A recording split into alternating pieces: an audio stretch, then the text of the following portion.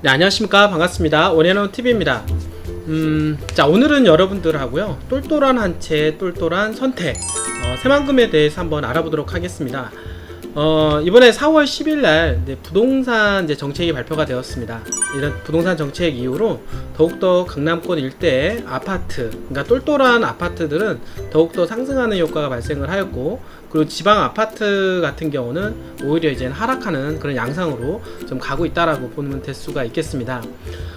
이번 정권 같은 경우는 그 돈이 있는 사람들 또는 다주택자들 그리고 대기업들 위주로 해서 부동산 정책이라든지 경제 정책 그리고 모든 행정 정책을 그렇게 피고 있는데요.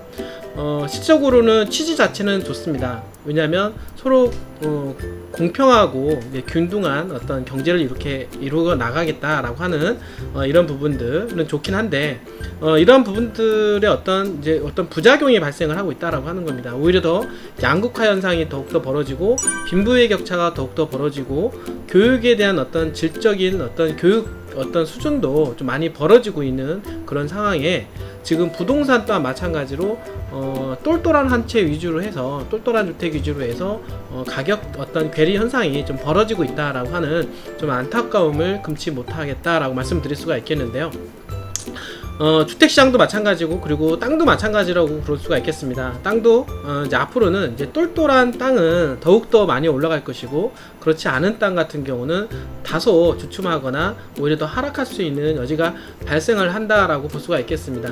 자, 그렇다라고 하면 제가 보기에는 새만금은 바로 이제 똘똘한 땅, 왜냐하면 개발 호재가 있는 지역이기 때문에, 그리고 대한민국의 4차 산업혁명의 그런 어떤 중심 지역이고, 현재 코로나19 이후에 더욱더 가속화가 되고 있는 그런 상황에서 새만금은 똘똘한 땅으로 여러분들한테 좀 말씀을 좀 드릴 수가 있겠습니다.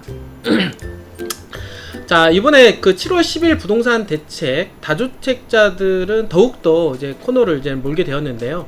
이번에 그 7월 10일 날 부동산 정책 한 4가지로 꼽을 수가 있다라고 하면 취득세 강화, 보유세 강화, 양도세 강화, 임대사업자 폐지로 볼 수가 있겠습니다.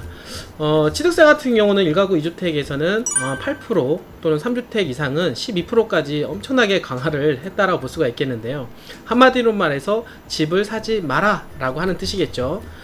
자, 보유세도 또한 마찬가지로 강화를 했습니다. 1가구 2주택 이상 세율을 더욱더 증가를 시키게 되었고, 누진세를 적용을 해서 집을 많이 가지고 있는 그 소유주일수록 종합부동산세를 많이 낼 수 있는 구조로 만들었다라고 볼 수가 있겠습니다.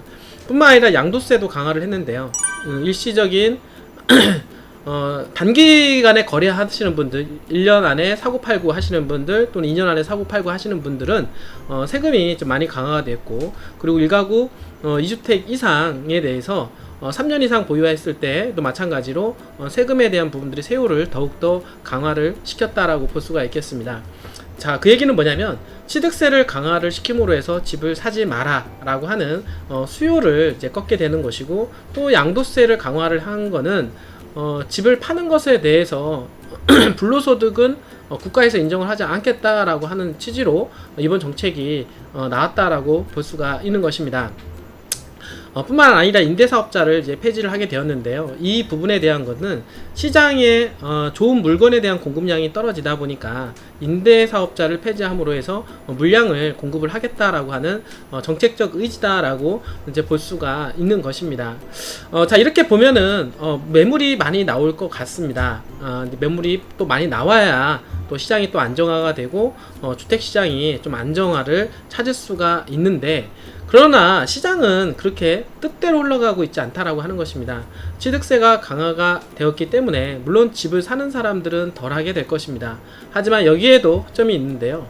어떤 허점이냐면 무주택자들이 집을 사는 부분들, 한마디로 말해서 고가주택 갭투자, 이런 부분들이 많이 이제 활성화가 될 수가 있다라고 하는 것입니다. 강남에 있는 아파트들을 살 때 전세를 끼고 사는 무주택자들, 한마디로 말해서 이 금수저들에 대한 어떤 수요가 더욱더 증가하리라고 생각을 하고 있다라고 볼 수가 있겠고, 그리고 이제 양도세를 강화를 했다라고 하는 것은 다주택자들의 어떤 퇴로를 막았다, 결국에는 시장의 매물을 더욱더 잠기게 해 놓았다라고 하는 부분도 있고, 또 한편으로는 양도세가 강화가 됐기 때문에 물량을 내놓을 수가 있는데, 아무래도 강남에 있는 아파트들, 서울에 있는 아파트들은 집값이 그동안 많이 올라가게 되었습니다. 그러나 이제 지방이라든지 좀 외곽 지역에 있는 아파트들은 다소 오른 부분이 적기 때문에 다주택자들은 집값이 오르지 않은 집부터 해서 이제 매도를 할 가능성이 높다라고 볼 수가 있는 것이죠. 그 이유가 1가구 2주택 이상은 양도세가 엄청나기 때문이죠. 그러니까 양도 차익이 적은 지방 물건부터, 그리고 좀 인기 없는 물건부터 당연히 매도를 하게 된다라고 하면, 당연히 지방부터 해서 주택 공급량이 늘어감으로 해서 집값이 이제 하락을 하게 될 것이고, 그 다음에 집값이 많이 올라간 그 아파트들은 당연히 똘똘한 한 채로 남겨두게 될 것이고, 왜냐하면 똘똘한 한 주택에 대해서는 양도세에 대한 부분들, 이제 비과세액이 있기 때문에 웬만하면 세금 절세 차원에서라도 가지고 갈 확률이 높다라고 볼 수가 있는 것입니다. 자, 그 얘기는 똘똘한 집, 강남에 있는 집들에 대한 공급량은 그리 나올 확률이 적다라고 보여지고, 그 상태에서 무주택자들에 대한 어떤 갭 투자로 인해서 오히려 강남 수요는 더욱더 늘어날 것이다 라고 볼 수가 있겠습니다. 지방 쪽은 매물이 다소 나옴으로 해서 집값이 하락할 수 있는 여건이 된다. 자, 그 얘기는 뭐냐면, 결국에는 똘똘한 주택은 더욱더 올라갈 것이고, 지방에 있는 주택은 더욱더 떨어진다. 더욱더 양극화가 벌어질 가능성이 높다라고 볼 수가 있는 것입니다. 자, 그러면 결국에 피해는 누구한테 갑니까? 서민들한테 가게 되는 것이죠.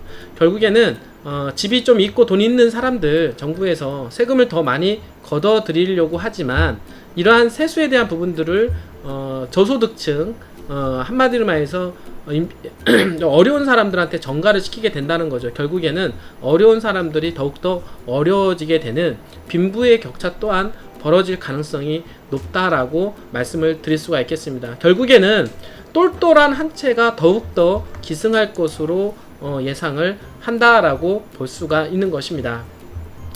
자, 지금 이 자료에서도 이제 보게 되면요, 현 정부 출범 이후에 아파트값 변동률을 보게 되면, 지금 이 서울과 이제 지방으로 나뉠 수가 있는데, 서울은 현재 지금 계속해서 집값 상승률이 있고, 지방 같은 경우 오히려 하락하는 분위기라고 볼 수가 있겠습니다. 마찬가지로 38.07, 33.70, 그 다음에 5분 1호는 0.05%까지 지방에 있는 아파트들은 하락하는 모습을 볼 수가 있겠고, 2017년도부터 2020년도 6월까지 4분위 아파트값 기준 C를 보게 되면, 서울은 올라가고 38.07, 지방은 10.25 마이너스 상승률을 기록을 하고 있다라고 볼 수가 있겠습니다. 결국에는 정부의 다주택 규제를 더욱더 강화를 함으로 해서 똘똘한 한 채 값이 더욱더 올라가는 그런 기현상을 볼 수가 있다라고 하는 것이죠. 최근에 그 다주택자들에 대해서 더욱더 규제를 강화를 시키면서 고위공직자들한테 아파트를 이제는 매도해라 라고 얘기를 하게 되었는데요. 여기서도 보면 아시다시피 청와대 주택 담당 비서관 또한 마찬가지로 강남 아파트는 지키고 오히려 세종 아파트를 팔았다라고 하는 것입니다. 결국에는 정부 관리자들도 결국에는 똘똘한 주택은 남기고 그렇지 않은 주택은 이제 팔았다라고 볼 수가 있겠고, 이번에 또 논란이 된 게 노비서관인데요. 노비서관 또한 마찬가지로 고향이 이제 청주 아파트를 먼저 이제 판매를 하게 되었고, 강남 아파트를 가지고 갔는데, 이 또한 비난이 너무나 여론이 좀 좋지 않다 보니까 결국에는 반포 아파트도 내놓겠다라고 얘기를 하게 된 것입니다. 지금 뭐 2020년도 7월달 그 뉴데일리 이 뉴스에 보면은 금융권 고위공직자도 포기 못할 강남 해가지고 김은경 금감원 부원장도 수초 아파트 등 36억 원의 부동산을 가지고 있다라고 하는 기사고요. 금융당국 고위공직자 8명 중 4명이 강남의 아파트를 소유하고 있는 것으로 나왔습니다. 자, 은성수 금융위원장은 최근 강남주택은 그대로 두고 세종시에 있는 아파트를 매각을 했다라고 얘기를 하고 있습니다. 등등 고위공직자 또한 마찬가지로 강남 아파트는 두고 좀 외곽에 있는 지방 아파트들 먼저 다주택자들은 정리를 하고 있다라고 볼 수가 있겠습니다. 그럴 수밖에 없는 것이, 당연히 강남에 있는 아파트들은 양도 차익이 많고 지방 아파트들은 양도 차익이 적다라고 하는 것입니다. 그러면 두 주택을 가지고 있기 때문에 다주택자에 해당이 됩니다. 그럴 경우에 강남 아파트들을 먼저 팔게 된다라고 하면 1가구 2주택 팔았을 때 양도세가 너무 많이 나오죠. 당연히 강남 아파트를 팔 수가 없는 것입니다. 그러니까 당연히 지방 아파트 먼저 팔고 강남 아파트들은 가지고 있거나 향후의 기회를 보고 팔려고 할 수밖에 없다라고 볼 수가 있는 것이죠. 결국에는 똘똘한 주택인 강남 아파트들의 공급량이 시장에 안 나올 수 있는 확률이 높다. 그러니까 가격은 유지가 되되 오히려 무주택 갭 투자로 인해서 아파트 가격을 더욱더 상승시킬 수 있는 부분들이 있다라고 볼 수가 있겠다라고 볼 수가 있겠습니다. 결국에는 똘똘한 주택 더욱더 똘똘하게 될 것이다 라고 말씀을 드릴 수가 있겠고, 이것이 바로 아파트만 그럴 것이냐, 그렇지 않다라고 하는 것입니다.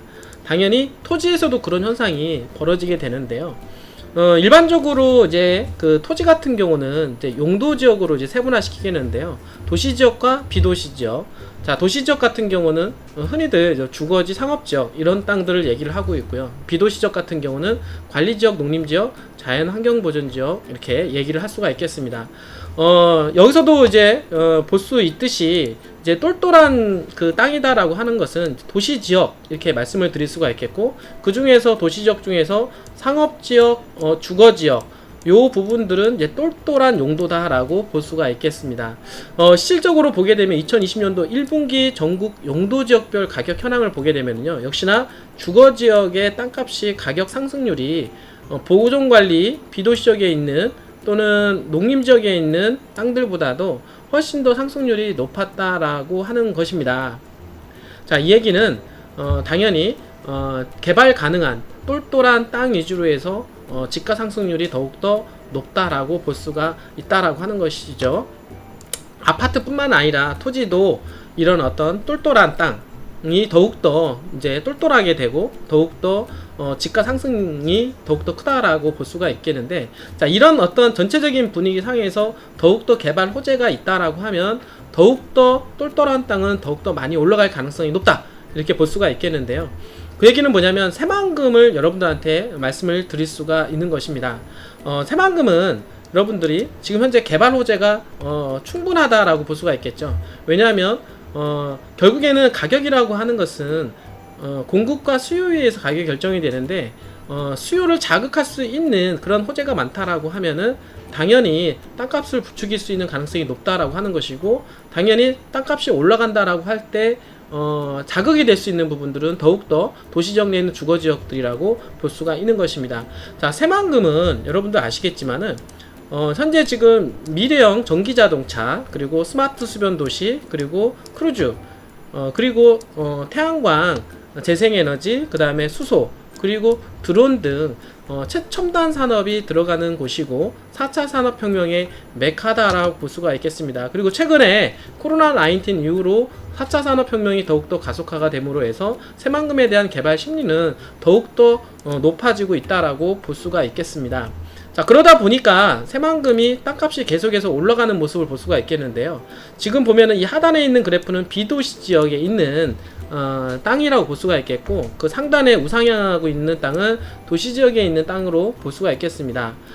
지금 개화면 기준으로, 부안의 개화면 기준으로 해서 도시지역에 있는 땅들은 이렇게 우상향하는 그래프를 볼 수가 있다. 땅값이 계속 꾸준하게 올라가는 모습을 볼 수가 있겠고, 그 다음에 비도시지역에 있는 땅은 그냥 이렇게 정체되어 있는 모습을 볼 수가 있다라고 하는 것입니다. 결국에는 개발 호재가 있는 지역은 어떤 땅을 선점을 해야 되느냐? 당연히 도시지역이죠. 그리고 도시지역 중에서 당연히 똘똘한 땅인 주거지역, 상업지역은 이런 개발 호재를 타고 더욱더 땅값 상승률이 높아질 수밖에 없다라고 여러분한테 좀 말씀을 드릴 수가 있겠습니다. 그 결과로 이제 보게 되면은요, 부안 도시지역 평균 가격이 점점 급상승하는 것으로 여러분들 보여지는데요. 1차적으로 2011년도에 새만금 마스터 플랜의 완성으로 인해서 한번 급상승을 하게 되었고, 그 다음에 문재인 대통령 이후에 다시 한번 땅값이 급상승을 하게 되었습니다. 그리고 최근에 이제 4.15 이제 이번에 4.15 총선이 있었는데요. 여당의 압승으로 인해서 정부 정책을 더욱더 굳건하게 지지해 줄 수 있는 여건을 마련을 하게 되었고, 그리고 코로나19 이후로 인해서 4차 산업혁명의 메카도시인 새만금 더욱더 개발의 압력에 있어서 더욱더 가속화가 되고 있는 중이다라고 볼 수가 있겠습니다. 그러다 보니까 땅값이 다시 한번 재차 상승하는 그런 구간을 지금 맞이하고 있다라고 볼 수가 있겠습니다. 자, 이러한 것들이 새만금을 더욱더 자극을 시키고, 이런 거로 인해서 당연히 똘똘한 땅인 도시지역 내에 있는 주거지역에 있는 땅값은 더욱더 똘똘해질 확률이 높게 되었다라고 볼 수가 있는 것입니다. 자, 여러분들 어떻게 생각하십니까? 새만금 땅값 올라갈까요? 아니면은 정체? 아니면은 떨어질까요? 다시 한번 말씀을 드리지만 새만금은 대한민국의 경제를 한 단계 도약시킬 것이면 틀림이 없고, 지금 모든 산업의 패러다임이 바뀌고 있는 게 4차 산업혁명 쪽으로 가고 있다라고 하는 것입니다. 자, 4차 산업혁명의 메카 중심 도시인 새만금, 당연히 그 주변 지역에 있는 똘똘한 땅인 주거지역 어떻게 될까요? 여러분들한테 맡기겠습니다. 오늘 끝까지 시청해주신 여러분들 진심으로 감사드립니다.